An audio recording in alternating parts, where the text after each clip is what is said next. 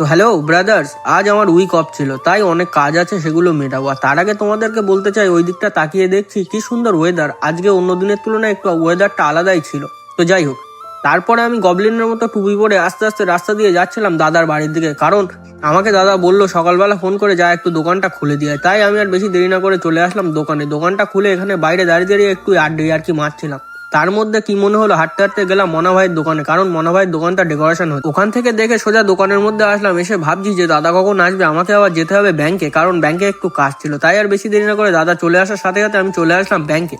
এসে আর বাইরে না দাঁড়িয়ে থেকে সোজা চলে গেলাম ভেতরে। ভেতরে গিয়ে আমি বললাম আমার প্রবলেমের কথা। তারপরে বললো যে যাও একটা জেরক্স করে নিয়ে এসো আধার কার্ডে। তাই আর বেশি দেরি না করে হাঁটতে হাঁটতে যাচ্ছিলাম আমি জেরক্স করতে।